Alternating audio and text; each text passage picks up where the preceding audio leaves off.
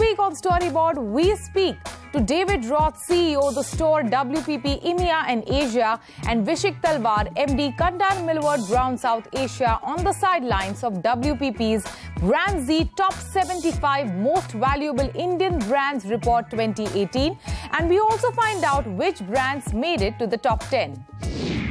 Indian sportswear market is booming and we have quite a few players entering this market. This time round, it's Warren Buffett's Brooks Sports.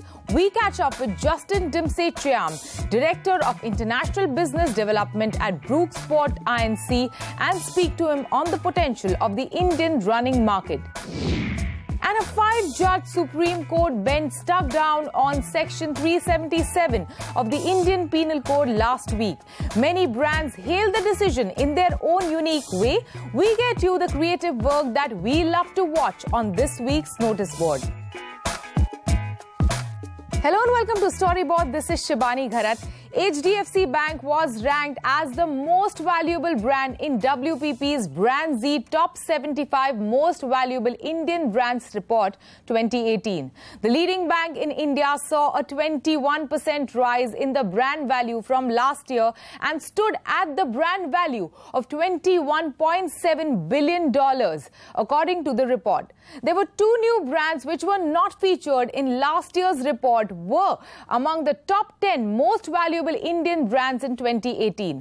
The first was LIC at second place, and it was followed by Tata Consultancy Services at number 3. This year, the report ranked India's top 75 brands instead of the usual 50 to better reflect some of the new age brands that have become popular in India in the consumer internet era. Let's take a look at the brands that made it to the top 10, and we also catch up with David Roth, CEO, the Store WPP, EMEA and Asia, and Vishikh Talwar MD, Kantar Millward Brown, South Asia, on the sidelines of this report. David, Vishikh, welcome to Storyboard. This year you have expanded the category of 50 most valuable Indian brands to 75. What was the real need to do that? Well, when we started 5 years ago, 50 seemed like a lot of Indian brands. But over the course of the last 5 years, India's changed, the consumer's changed, priorities of consumer spend has also changed. So we thought that it was the right time to celebrate 5 years, to increase the number of brands, to be reflective of, I suppose, a much more confident India and an India where consumers are spending their money in a slightly different way. Okay, so it's not a strategy to make all the brands happy, is it? Sadly, it's impossible to make all the brands happy. Of course, it's definitely a part that we want to honor more number of brands, because we have a mix of both international brands as well as local Indian brands, and there are a lot of good, great Indian brands, and it's high time we start honoring as many brands as we can. Just to add to what David was also saying, in this whole space there have been a lot of new age brands that have got added, and those also needed, space, and therefore that multiple reasons why we decided, to... Can you share a few examples of these new age brands that have grown over the past 1 year? Many brands. So the whole the startup culture that came in. There were brands like Flipkart, Paytm, Ola. All have come in very in a very short period of time, delivered or redefined the respective industries, given the consumers an experience that they were looking for, delivered it well, and have and our papers and newspapers and everything are full of the valuations and brand valuations. They were, you can see them, the way they're being honored in terms of their valuation. So that was another one that we, to give space to such brands as well. Yeah. So amongst these 75 top most valuable Indian brands, if you look at the top 10, it's dominated by banks and financial services institutions. What is the reason for that? Why do you think banks and financial services institutions are the top, the most brands in the top 10? They are the best brands. They just happen to be from the financial industry. Having said that, look at the sector, look at the financial sector.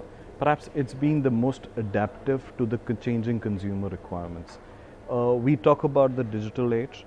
I think the consumers today are in the digital space at two places the most. One is entertainment, and the other place that they are is actually interacting or transacting financial, either through payment gateways or online transactions. So it's something that a lot has, in that move to digital, has been led by the financial institutions as well. And it's been so. They've been responsive to changing whether they have changed their packages in terms of loan, or the way they have restructured their whole services. I think they've been far more responsive to consumer needs, and that's why we find them as amongst the top brands. Okay. I think one of the really interesting things, looking at on a global perspective, is how innovative HDFC, as an example, is seen here in India. And on the whole, across the world, banks are not seen as particularly innovative. And I think that's a very unique positioning that HDFC has here in India, and probably could teach a lot of lessons to a lot of banks around the world. There were many things when I read the report, and I have gone through the entire report, in fact. There were many things that surprised me. But personally to you, both of you, what were the most surprising findings that came across from this report? To me, the brands in India are positioning themselves in a much more confident way. And brand India outside of India is being seen as a much more sort of vibrant, much more exciting, much more confident nation. Okay. What about you, Vishikh? Having introspected a fair amount of data around the findings, I wouldn't say that anything surprised me, but what was an interesting fact is trust has been integral to any brand building.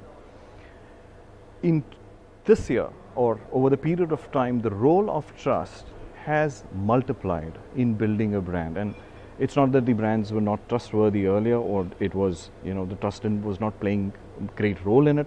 It had to play, but the role has just got multiplied in this. And you look back, the marketing world or the brand world hasn't done anything to, done so drastically that there should be a mistrust, and therefore the role of trust should increase.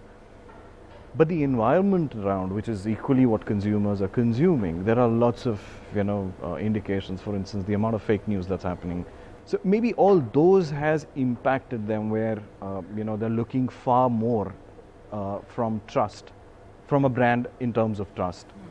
So in your report, you state that 478 million mobile internet users are there in the country. How does this impact on what kind of impact will this have on the way in which a value for a brand is built? I think to start with, mobile changes everything, and we've seen this in lots of other markets around the world. Once consumers get mobile technology, they have instant access to a whole series of things, and enables them to make all sorts of brand choices, and to get a whole series of more information than they had before. So I think, to me, lots of things start to change. How you communicate, how you reach your audience, what you talk to them about, and making sure that from the information right the way through to the purchase, that can be done well, quickly and efficiently on a mobile device. So I would say to every brand owner to think mobile first, and then look at other things afterwards. So, gone are the days where promotions were the only, promotion was the only thing used to build a brand's value. The world has become more complex. There are more, there's social, which plays a big role. There is analytics, which plays a big role in tracking and driving those consumer insights. So in such a scenario, how can brands truly build values for themselves? The metrics haven't changed. What has changed is the way the consumers have adapted to the different world. What ways will you connect, emotively connect with the consumers? You need to adapt it to the changing environment. You'll have to be grounded in terms of consumers and take the brand along the same consumer journeys that you see. So the fundamentals won't change, but yeah, the way you execute will change. Now, I think also you can drive sales with promotions, but actually it's very difficult to drive a brand with promotions. You know, you need to be giving the consumer a really good reason as to why you should trust the brand, a really good reason that that brand is different to everything else that's on the marketplace, and a really good reason why that brand should be top of mind for them when they're thinking of buying it. You know, I mentioned earlier some of the things in the report really had me surprised. One of them was when you say that premiumization becomes clearest path to growth. But in a price-conscious country like India, how is that possible? Well, I think it's fair to say that most markets around the world are becoming more and more price-conscious. Consumers are becoming very discriminatory about where they spend their disposable income. I think there's a massive difference between the cost of something, which is the price, and the value that you as a consumer put against that product. And I think what we're seeing more and more is that great brands are seen by consumers as giving them great utility and great value. And for those brands, consumers are willing to pay a price premium, and that enables you to then segment your products to create a layer of those products that are more premium, that deliver greater utility, and that deliver even more value to the consumer. They may well cost more, but the value they deliver is absolutely massive. And of course, at the end of the day, that's one of the fundamental reasons to invest in brand building, because it gives you the opportunity to command a price premium, but that price premium is only as good and is only as valid as the consumer is prepared to pay for it. Finally, of what use will social be when it comes to driving value for a brand in the coming days? Well, one of the key drivers of value is awareness of the brands and the association of that brand, and I think that social clearly plays a phenomenally important role in making the brand, people aware of the brand and making that brand salient. And I think one of the other really interesting issues that social helps to deliver is adding to that notion of trust, because not only do I think we need to understand how people trust the brand, but the other component of brand trust is also recommendation, how frequently they recommend it to people. And obviously social, in your social networks, what you talk about, the products you say you've bought, the products that you're recommending to your friend, is becoming a very important ingredient in your selection of brands. All right, thank you so much. Thanks for speaking to us. It's been a pleasure. Thank you. It is time for us to take a short break. On the other side of this break, we speak to Justin Dimse-Chiam, Director of International Business Development at Brooks Sports Inc., about the potential of the Indian running market and why Brooks thought this was the right time to set their foot into the country. And on this week's notice board, we get you some of the work created by brands after Section 377 of the IPC was struck down by a 5-judge Supreme Court bench.